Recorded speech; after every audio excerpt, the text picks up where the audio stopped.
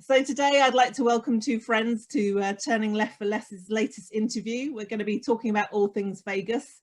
It's one of my favorite places to visit and I can't wait to go back. So we have today Michael Trager, who is the founder of TravelZork website.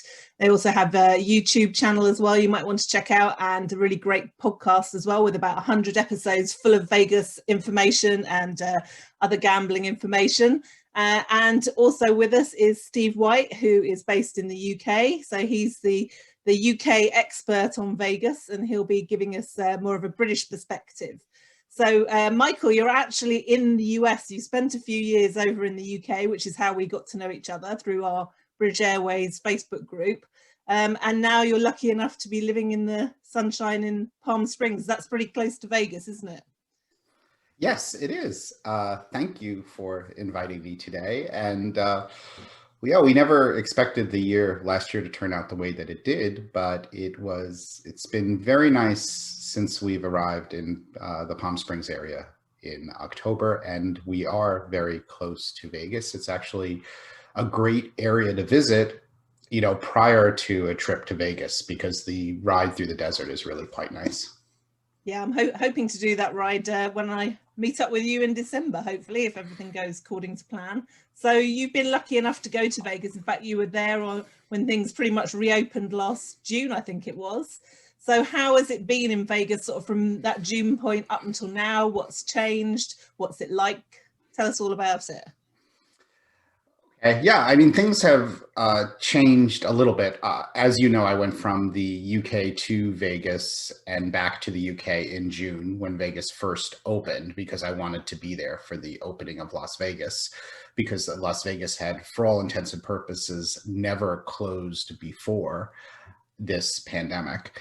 And I had a visit after that. My next visit was in October for the opening of Circa. And then I was back in Vegas again in January and also in February. So it's changed. Things have changed somewhat. I mean, the most recent changes, which have now been revised, is that a lot of the capacity restrictions are starting to modify again, because there was a pause period in December where the governor put in more stringent rules. And just so people know, overall, indoor dining is allowed in Vegas, but the occupancy was 25% for a while, and you had to have reservations. I believe that occupancy is up to 35%. Mask compliance is very strict, including wearing masks outdoors, which is a requirement in Las Vegas. Whereas when Las Vegas first opened, the mask requirements were a little bit more loose. So they're doing a lot of different. A lot of the procedures that are in a lot of destinations are happening in Vegas with what I would say is very high compliance. So things like temperature checks at properties, things like mask compliance, definite social distancing is being done in the casinos, be it with the slot machines or in the restaurants. So it's really, I would say, overall, Vegas is doing a very, very good job. And that's mostly because obviously they want guests to be safe, but also they're being watched by gaming and also by the other local authorities with regard to complying to COVID rules. So they take it very, very seriously. Is it busy? Does it feel very quiet there? Well, it's getting busier. On my last trip in January, it was during a US holiday weekend, and I wouldn't call it as busy of a holiday, as busy as it would regularly be, but there were definitely more people than there were in prior months on the Strip. In my trip in February, I purposely left right before Super Bowl weekend, and that was looking like things were going to be very busy. But overall, midweek especially, it's much quieter in Vegas than it's been in the past. And remember, there are pretty strong capacity restrictions in a lot of places, which can also work to your benefit. As long as you make your dining reservations, you're going to be dining in you can dine in some of the best restaurants in the world with a fraction of the number of people there. So it's very quiet and more intimate when you're dining in a restaurant at 25 or 35% capacity. And what's pricing like? Because certainly in the UK, hotel prices have kind of gone one of two ways. The very premium properties seem to have kept their prices the same, whereas other ones just maybe a step below have actually heavily discounted. How's Vegas doing in that respect?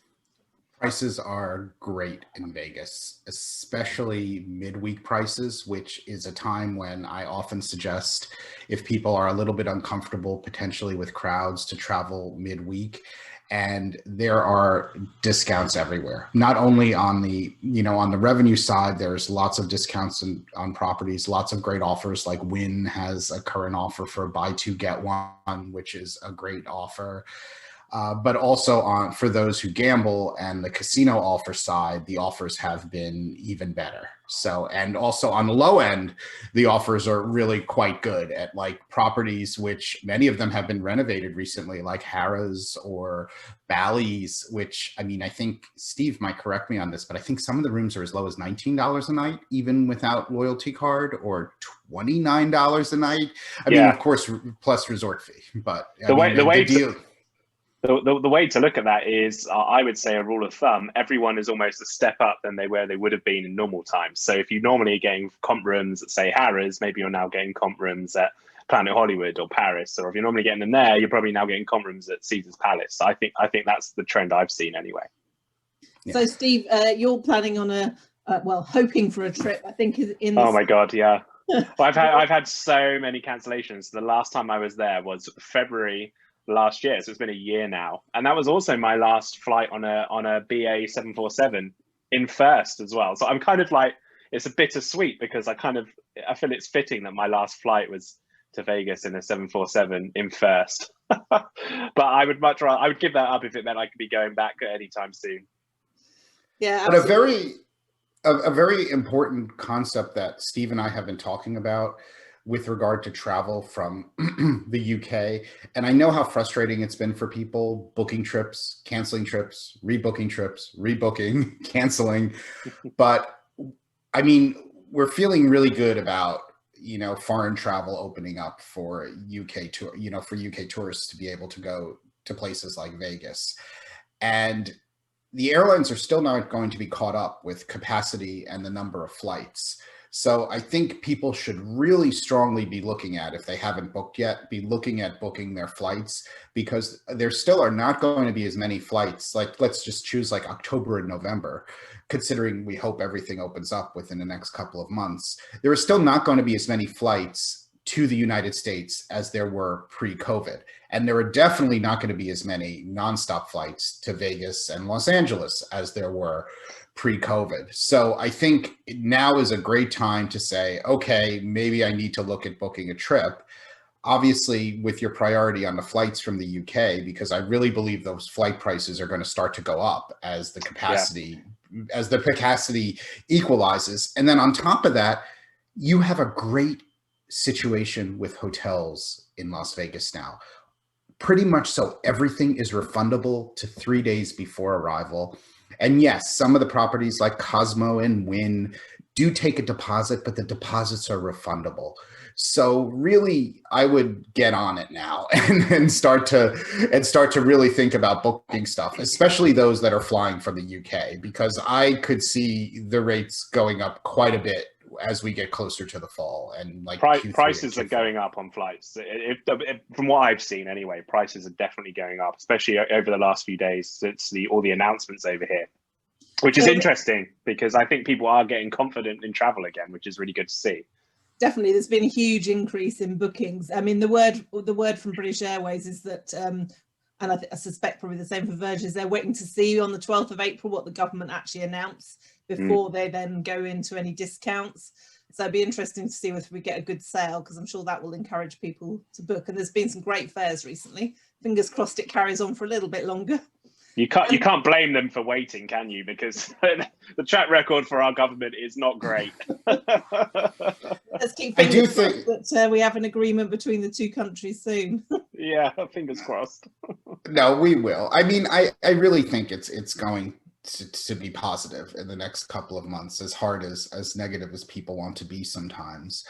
I also do think that, flight capacities are going to be a challenge for long haul. for the short term, because they're not going to be able to add back tons of long haul flights. And I think the airlines are going to be cautious.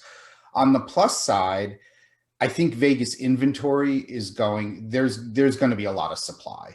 And that's mostly because until conventions really start to come back to Las Vegas and you have the big conventions again, these hotels are enormous. You know, something like Venetian and Palazzo has over 8,000 rooms, 8,000 rooms. So without conventions, even with busy weekends or holiday weekends, it's really rough for these properties to fill all of these rooms. So I think on the hotel side of the equation, I think you are going to see a lot of discounting through the end of the year, but I would be more cautious about the flights, because I don't see the airlines adding tons of extra long haul flights in Q3 or Q4. Of course, that's my opinion. So is there any word on when Vegas plans to open up a bit more? Have they said anything about reducing the COVID restrictions at all? May is going to be a big date. May 1st, there are going to be some major announcements. But right now, there's a point in February and also in March where they're reducing restrictions, which mostly has to do with capacity and public gathering capacity. So that's also going to allow gatherings and some shows to open. And shows are starting to really open now. So it's getting there. But I think the most major shift, as long as things stay the way they have been, will be in May. I mean, I think we're going to see an extreme shift. I'm not going to predict how much of it will be, but I mean, I think that the capacity will really open up quite a bit. Do you feel that way too, Steve? Like that's I'm sort of the mimic. I think particularly with sort of, you're going to see the return of things like the day clubs and things, more so perhaps than the nightlife. I think that'll be the last sort of thing to come back. So it depends what you travel out to Vegas for. I think the thing that's going to be long lasting, I suppose, and I think it's going to be the same anywhere, is I think the masks will be probably through to the end of the year at least. I think those will be the things that they keep in place. But I think you're slowly going to start to see those restrictions lifted. And who knows where we're going to be by the summer, maybe even up to sort of 50% occupancy. I don't know. But fingers crossed, they definitely have a plan, and they definitely seem to be going in the right direction. So let's hope it continues. Yeah, I hope so. So Steve, when you go, there's obviously going to be quite a few changes will have happened since you were last in Vegas. For me, it's 2 years, because my last trip should have been on the day we went into lockdown, I think. Oh, that's disaster, isn't it? Maybe longer. What sort of things can people that have been out of Vegas for quite a while expect to see? What's new and what's coming up later this year? I know there's quite a few things that might be happening fairly soon.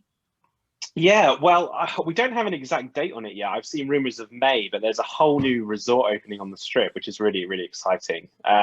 Resorts World, which I think is going to be, it's a pretty major thing to be doing, but considering the pandemic. I know that they started building this long time ago, but to be continuing and planning to open a major Strip resort during a pandemic is pretty impressive in itself. I think that's going to be really interesting, because that area of the Strip has been kind of, I feel it's been a little bit unloved. I know Michael really loves Circus, so he loves going up there. Hey, but you know what? I still refer to that area as Stardust. So that's, but no, I don't. But hey, you have the Pepper Mill there, and that's very true. That's a great tip to people, especially for breakfast. I love Pepper Mill for breakfast. I still haven't made it there. Oh my god! Times it's been on the list, never got round to it. So next time I definitely will. But the Resorts World, for people that don't know, is a Hilton and a Conrad. Is that right? Yeah, and I think a Croxford's too, which I'm not that familiar with that brand. Is that still part of Hilton, or is that like a completely separate thing? Because I'm not that familiar with that personally. No, me neither. I've never heard of it. I thought it was the UK gaming people. Oh, maybe it is. I should really probably know this. But because someone said that, because isn't that the property? Isn't that the property in London, the casino in London where Phil Ivey had? Oh, quite possibly. I don't pay enough attention to UK casinos, clearly, but I'm really excited about the Conrad coming to Vegas. I love Conrad as a brand. I just love it. I'm a bit of a Hilton lover though. I love staying at Hilton's, partly because I really like their status. and their honors program, their rewards program. So I think that'd be interesting to see how that takes off, because they're now going to suddenly have a lot of properties. I know they have a lot already, but they're going to have a lot more properties in Vegas, particularly at the top end in the luxury side.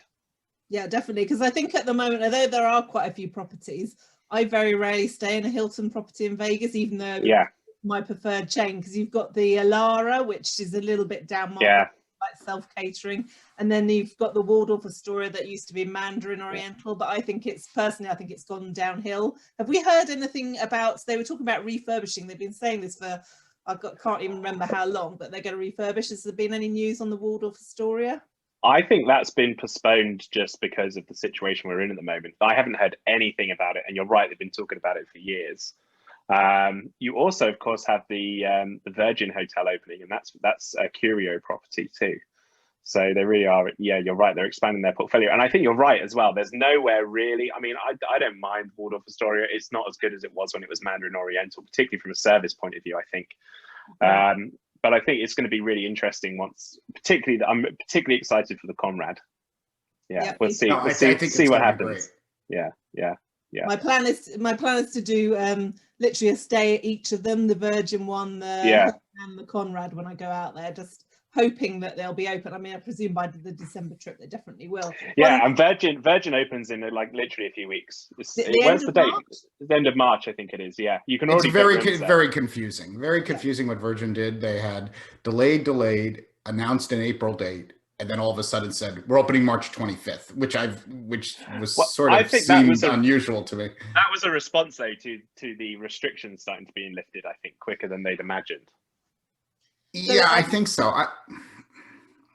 I've actually booked the Virgin Hotel, and I noticed something very interesting in that there's no resort fee.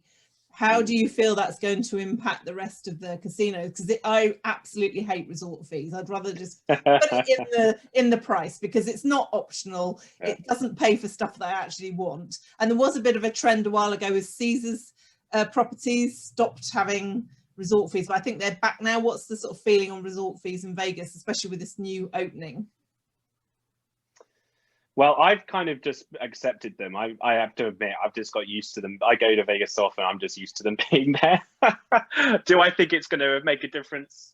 Honestly, I don't, because I don't think because Virgin's not on the Strip. I think people will continue to pay the resort fee because they want to stay on the Strip, is my honest view.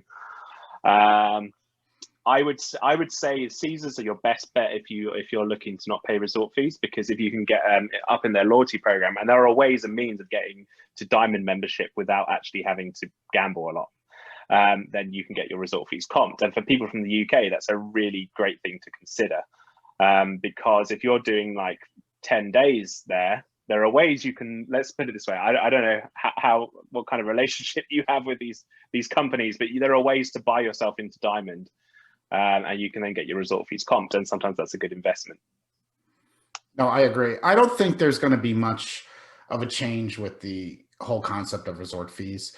My basic opinion is that if COVID didn't kill the resort fees, then nothing else is going to do it.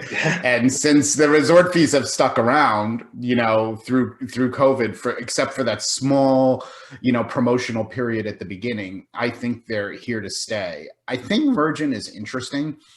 I'm not sure. I don't follow all the Virgin hotels globally, and a lot of markets don't have resort fees anyway, so it wouldn't be an issue. So I'm not sure if it's a Virgin thing. I do know the people operating the casino are Mohegan Sun, who operate a couple of different casinos, including their largest one, which is one of the largest casinos in the world, which is Mohegan Sun in Connecticut. And they don't charge resort fees on complimentary rooms and things like that for players. So they've always had a very good policy about that. I'm not sure if any of that sort of moves over to the Virgin side of it, but it also, not only for rooms that you're redeeming Hilton Honors points, and I think they said it's like 37,000 points on average for the Virgin Hotel. Is that I don't know why that stuck in my mind. So obviously with no resort fees, you're not paying a resort fee. So that's really nice when you redeem Hilton points. But for those who actually gamble, and get comp rooms or highly, highly discounted rooms, it's also really nice to just have a blanket policy that you don't get a resort fee.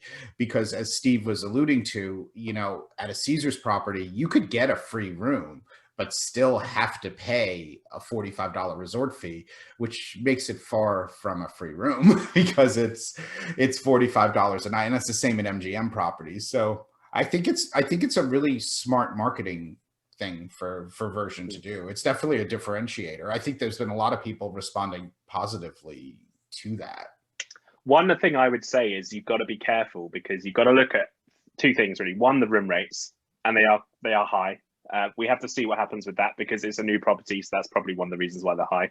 But two, if you're going to go and spend lots of time on the Strip, you've got to take into account the fact that you're going to be traveling backwards and forwards. So are you going to save any money by not paying a resort fee on the Strip? That's something to maybe consider too. Yeah, that's a good point. I mean, for me, I generally will go up and down the Strip all day in Ubers anyway, from one end to the other, so it can be a lot of difference. But you know, location is important, I think, if you want to be in the centre of things. That's one big advantage, I think, of Aria and Waldorf Astoria. That sort of area is very walkable, and the Cosmopolitan all in a very small area. Talking of sort of tips like that, what else would you say for, particularly, I'll start with you, Steve, on the British perspective, if someone's thinking about planning their sort of dream first time trip to Vegas, what would you advise? I would say stay on the Strip for your first trip, because I think you would regret it if you didn't. I would say probably my tip would be to try and stay center Strip, because I think it's really well placed, like you just alluded to, with being able to visit lots and lots of properties. Wear comfortable shoes, because everything looks closer than it actually is. And just take a moment to embrace Vegas and the craziness and over the top atmosphere that is associated with this wonderful place, because I don't think there's anything else like it in the world. You can try and replicate it elsewhere, but I just don't think you can. And you know, if you want to, and a lot of people do this, move around. Don't just stay in one hotel. Why limit yourself to one property? If you want to stay for a few nights at Wynn and then you want to move down to Mandalay Bay, do that. Why not? Or stay on the Strip for half your trip, then move downtown. I know people from the UK tend to take really quite long trips and sort of will spend like 14 days camped out at Excalibur. For me, that's not my kind of what I want to do in Vegas. I love trying the different hotels. I love exploring. That's part of it. I could walk the Strip all day. I really could. Yeah, I do the same. I think normally I normally come for about 8 days. I normally stay 3-4 hotels, even, partly because I like to review them. But for me, each hotel is an experience in itself. It's not like a normal hotel. You know, you've got the themed ones like Paris, absolutely, or the Venetian, and then you've got some that are, you know, more expensive. So I'll spend maybe 2 nights at the Four Seasons, my favorite, but then spend a longer time somewhere a little bit cheaper to offset it. And it's so easy to move around. Everything's so close in terms of, you know, 2-minute Uber ride and you're somewhere new. So I think that's a really absolutely. And I think it's just worth as well saying that for those who are coming back, particularly if you're a gambler and you have comp offers, that's one of the best things to do, is move around, maximize those free rooms. Because I know, for instance, if you're coming, say, for 10 days, for MGM properties, you just have to wait 72 hours between comps. So you could start your stay with a comp room in an MGM property and then finish your stay in an MGM property too. So that's another tip. That's more for repeat guests who have earned those sort of offers. So, Michael, then, in terms of a first timer, how about more the gambling side of it? For people that haven't done much, or they've just been to the odd casino in the UK, what would be your tips for someone starting out in Vegas? Lots of tips, but one other tip first, especially for the first timers, if you're doing a first time trip and you've never been to the Strip before and you're contemplating renting a car, don't. because one of the joys of Vegas is popping around from hotel to hotel, even maybe going downtown. But you know what? Vegas is a 24-hour alcohol city, and free drinks are flowing all day long in the casino. And it is wonderful to be able to, at least to meet on a party, to be able to be drinking your champagne early in the morning, grabbing a cocktail when you walk over to another casino.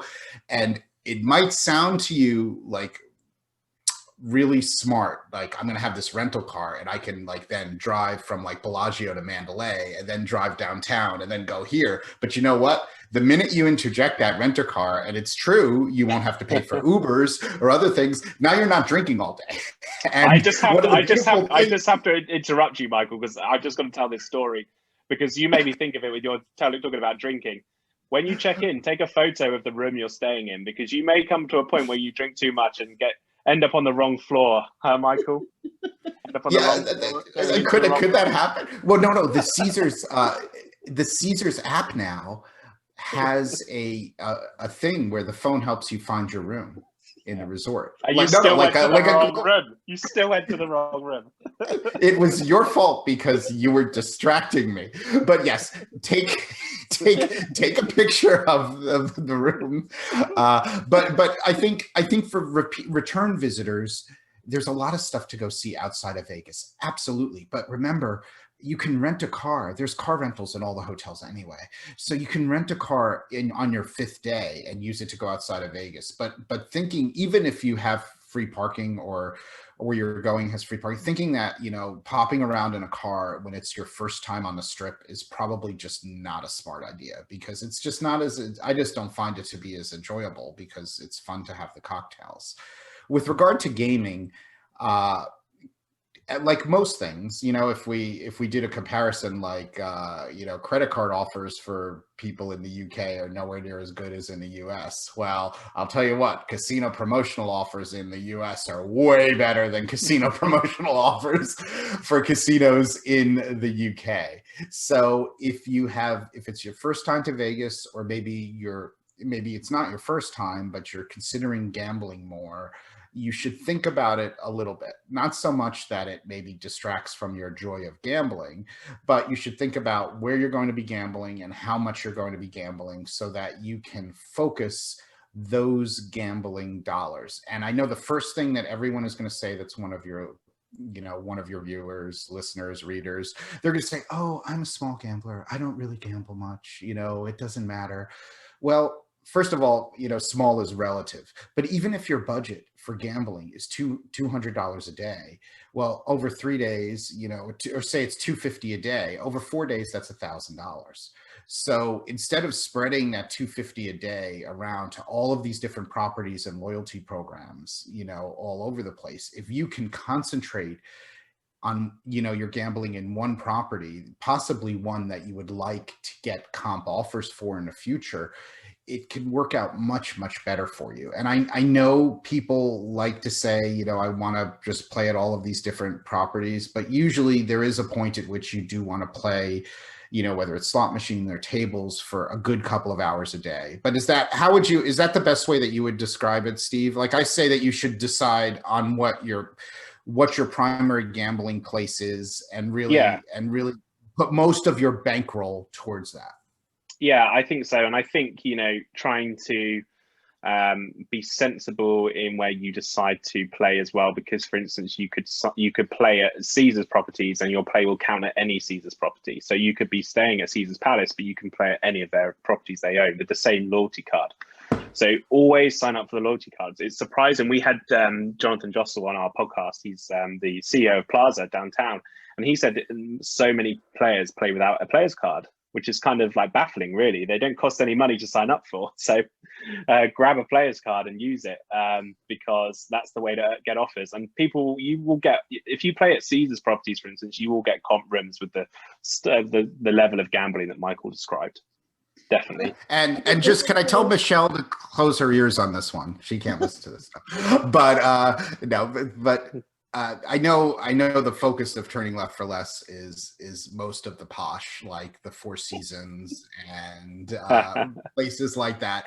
But truly, many of the Vegas hotels have been renovated, and even a hotel like Harrah's is a good example. I think Steve and I were talking about this. Harrah's is fabulous right now. It's like what, $19 a night, and it's newly renovated.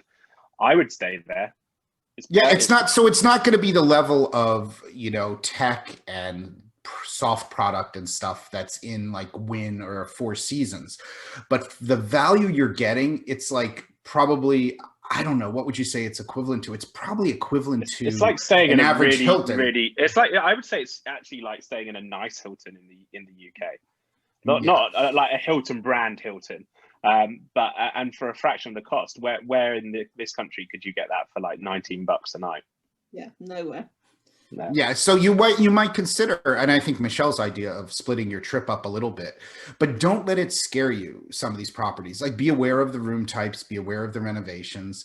Like Paris also has recently been renovated. They actually did a really good job, so these are solid. Yeah. These are now very solid 4-star properties. So, they're not bad for a couple of days. The one thing I have to say as well, and I want to always make sure I put this across to people when I talk to them about going to Vegas for the first time, is it's such a safe place.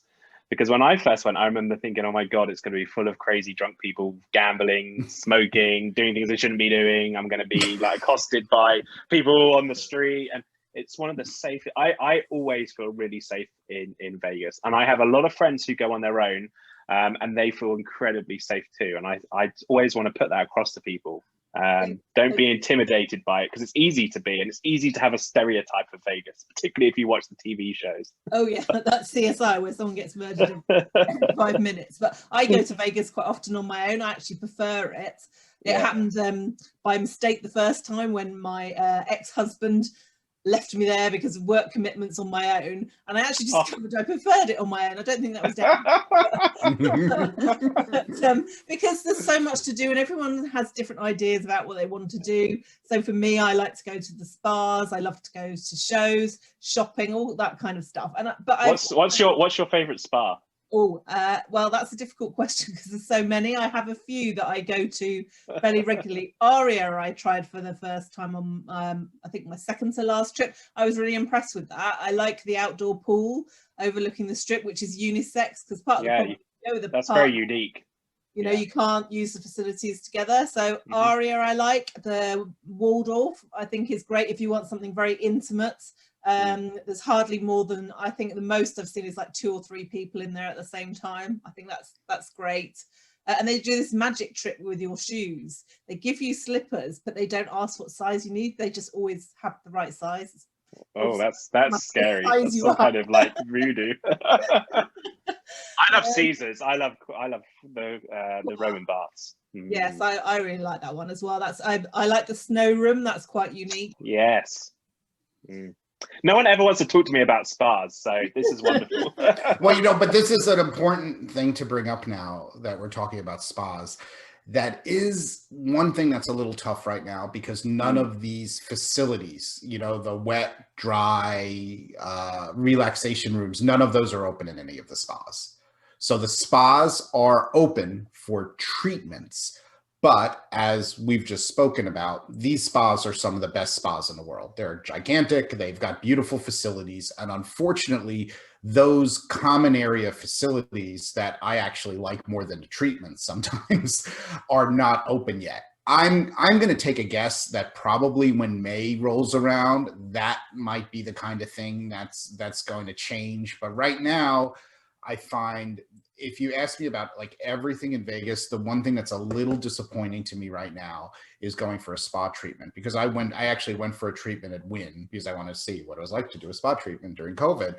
And they literally walk you through the most beautiful spa in the world to your treatment room, and you can't use any of those facilities, which makes it a really expensive massage, without facilities. So that's something to keep an eye on. So, I'm sure that they're going to change that as soon as they can. But to me, the spa experience has been one of the biggest changes during COVID in comparison to like the dining experience, where it's just the tables are spaced out more and it doesn't really take, it's not a problem. And when you dine in Vegas, you can take your mask off as soon as you get to the table, so there's no, the dining to me seems pretty normal.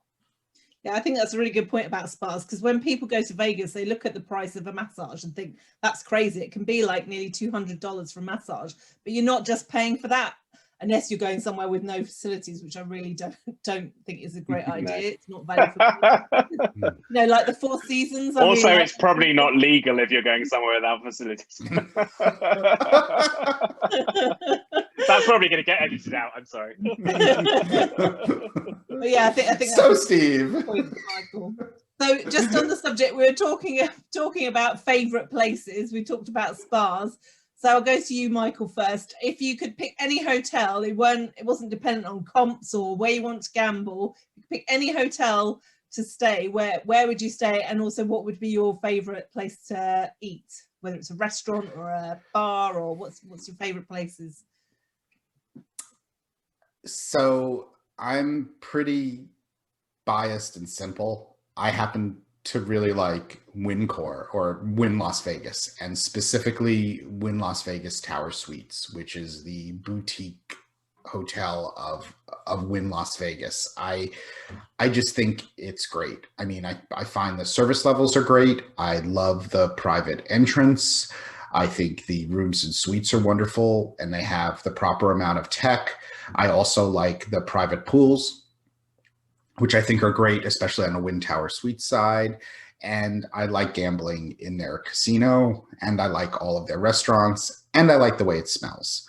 I also like the fact that they are very friendly to smokers, be it cigarettes or cigars. So even in the Tower Suites lobby, you can go have a cigar and a nice glass of wine. So that kind of thing is, to me, really, really nice. And they have one of my favorite breakfast places, which is Tableau, which has outdoor dining also and overlooks the pool. And it's just, to me, a perfect way to start your Vegas day. And it's just a short elevator ride down from Tower Suites.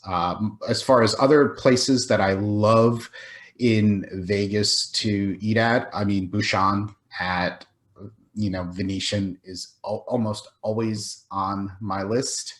And I'm trying to think what other, I'm so, there's so many good restaurants in Las Vegas that it is hard to pick the ones that are necessarily my favorite, but I do like the restaurants that are all over the Lake of Dreams at Wynn, because I like that show. There's this show on the Lake of Dreams, and restaurants like Lakeside and SW have that show. I also like Michael Mina quite a bit at Bellagio. That's one of my picks that people don't usually talk about a lot, but I think it's closed right now. I will tell you that Yellowtail, which is the Japanese restaurant at Bellagio, has done something really cool. They've added additional tables outdoors, which are tables for two, and they overlook the Bellagio fountains, and they're super intimate. And they did that because of COVID, because they wanted to have more outdoor dining. And it's a really good, solid Japanese restaurant. So you won't be disappointed by the food. They have a tuna pizza, which is phenomenal. I know that sounds strange, but it's really good. So so those would be my picks. And on one of the biggest oddities of that I can't figure out, and Steve and I can't figure out, is, believe it or not, that they're about to embark on a complete room and suite renovation of Wynn Tower Suites. And I can't figure it out for the life of me, because the rooms are so darn nice and are in such good shape. But it's interesting. But it's just a great, Wynn is just a great property. So how about you, Steve? What would be your picks?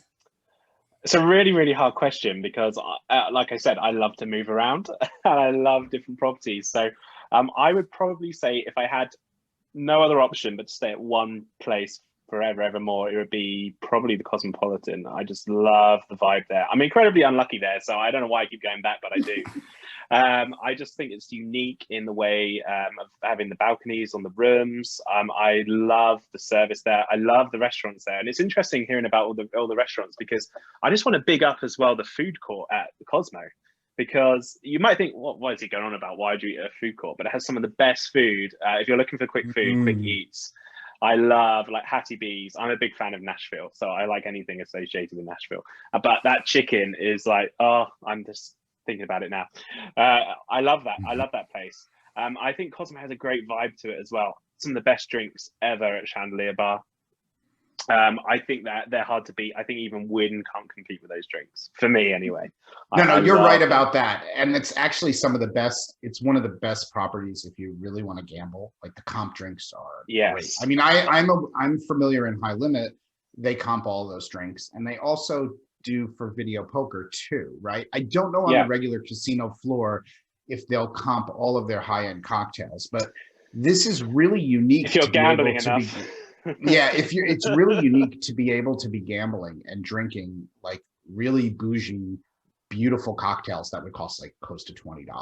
So it's awesome. You know, it's an often, and that goes back to our like why you don't want to rent a car. I've had no problem getting really nice champagne in there, comped as well. You know, just through play. I just think it's a really nice property, and I've always had great service there. That being said, I'm very unlucky there, so maybe that's why they like me so much. That might be why. Yeah, but Aria's nice too. Aria in that area, that's really nice too. I've stayed there a few times. I think those rooms are getting a bit tired. I would like to see a little bit of an update on them, but I think the technology is really, really nice in that property. I like the are they tower suites? I think they're called there. The Sky Suites, I think the Sky Suites. Yeah. No, they have towers. They have tower suites too. Oh, they have tower suites too. I have no idea what it was. I think it was a Sky Suite. It was the one with the private pool because, Sky Suites, because I got upgraded from a normal corner suite to that, which was... That's a good upgrade. It was. Well, to be fair, the Vegas shootings had just happened, so I think that had a lot to do with it. It was, a bit of a crazy time. But, it was that. I really enjoyed that. I'd go back to one of those, but not cheap, definitely. So I'll have to have a look and see what the prices are like at the moment. So I think we're almost at the end, but there was one thing that actually I just wanted to cover very quickly that was about using the loyalty schemes, how you can status match from some of the hotel schemes. Do we just want to cover that very quickly? Because I think that's a really important point people might not know about. So there's a Caesars one and there's an MGM one. Do you want to just cover that? I don't know who wants to take that one. Well, I'll do MGM. MGM, I think it's with Hyatt. I think I'm right. I hope I'm right. No, you're absolutely right. It is. And it's seamless. It's really easy to do. And actually, if you're smart about it, you can status match all the time, back to back, from one to the other. So you'll never be without status. It's great. I can't remember the exact tiers. I don't do it. So Michael might be better to ask. Explorist, it's Hyatt. I think Explorist is gold, isn't it? I think they only will match to gold. Explorist and Globalist match to gold. Yes. Yeah, there's no platinum match. And I think Caesars is Wyndham, I want to say. Is that right? Complicated way. Yes. So Caesars is 2 steps. Yeah. Get the high status. I remember. But what's really easy to do is you can match your Caesars UK and Caesars US. I did that recently, and that was like I sent an email and it was instant. That was good. Yeah. Well, with Wyndham, what happens is with what's interesting with Hyatt is that once you match to global, once you match your Explorers to MGM Gold, there are often matching opportunities then from MGM Gold to Caesars, but they tend to only do that certain times of the year. And Wyndham is directly connected with Caesars. So Wyndham will match Wyndham Diamond to Caesars Diamond. And what was happening for a while is Wyndham had a very, very generous matching opportunity where you could match almost any hotel program to Wyndham, but that has ceased right now. So you sort of need to match around the different programs. And Diamond is very, very valuable because they will comp your resort fees automatically if you have Diamond status. So if I only had to have one players club, I would probably take that one because it has the best benefits as standard, I think. Well, I did my status match at a really bad time, which was like about, I think, February last year, just before it was supposed to go. But I think they've extended the status, I seem to remember, on Caesars. Yeah, they have. They've added another year to it, I believe. Perfect. I should get some benefit eventually. Yeah, and for those who really are, gambling is a bigger thing for them.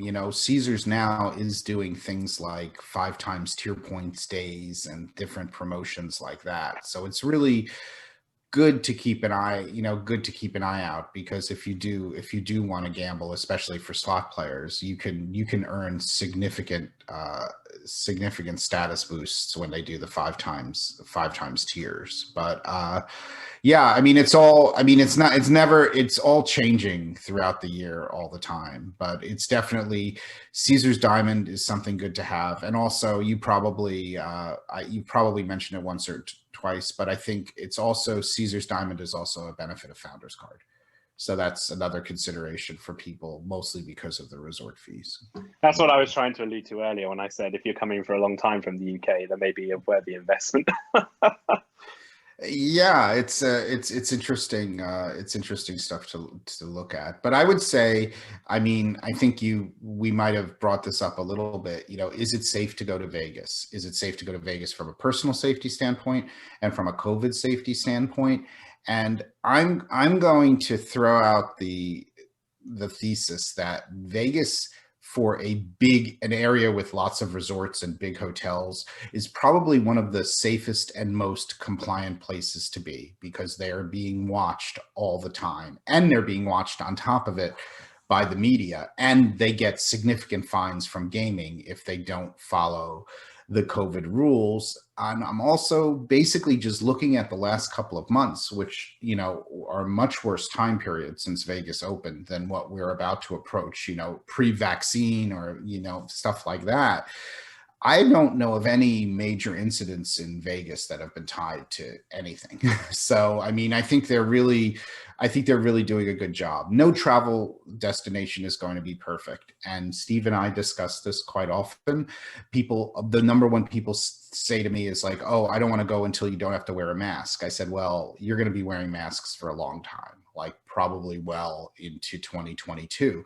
But let's be honest here. You're going to have to wear masks in London. You're going to have to wear masks in Paris. You're going to have to wear masks in Barbados. You're going to have to wear masks in, you know, a lot of different places. So Vegas is going to be no different than a lot of places that you go to. I mean, COVID has changed travel and travel destinations. It's changed Vegas, but it's also probably changed every other travel destination in the world. So I would like to encourage people to not let that stop them from visiting somewhere like Vegas when they feel comfortable and when they can.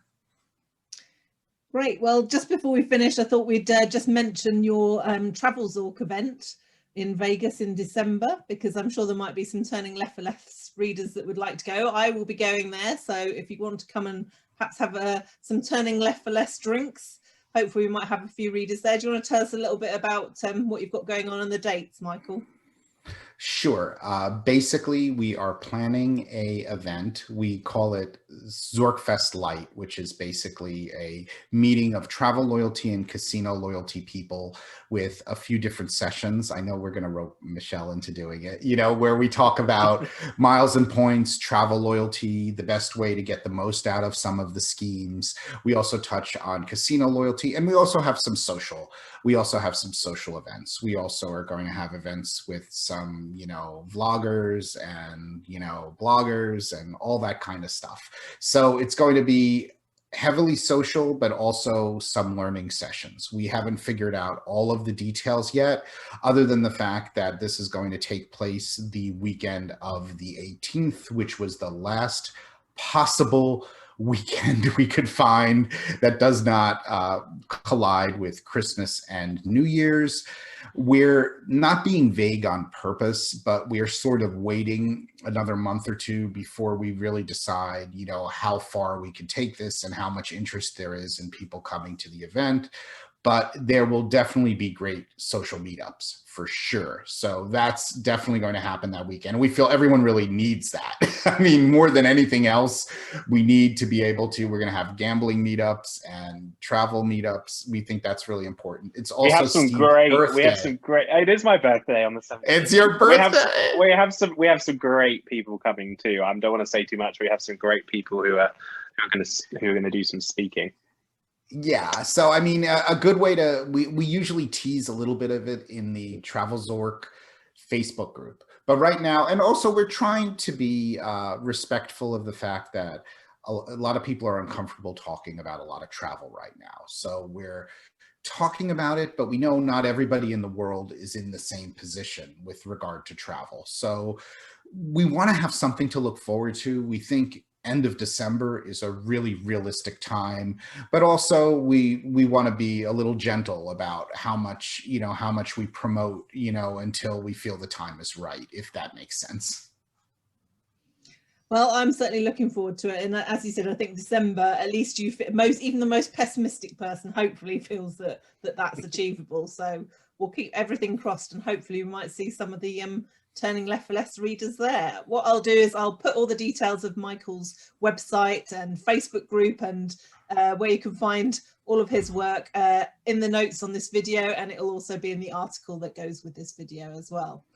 So I'd like to say thank you to both of you. It's been really great chatting. I've learned a few things. I thought I knew quite a bit about Vegas, but I've learned a few tips there, and I'm definitely going to try out some of those restaurants.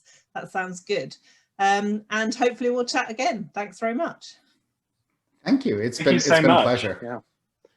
I could talk about this all day long, so thank you very much for inviting me along. Thanks.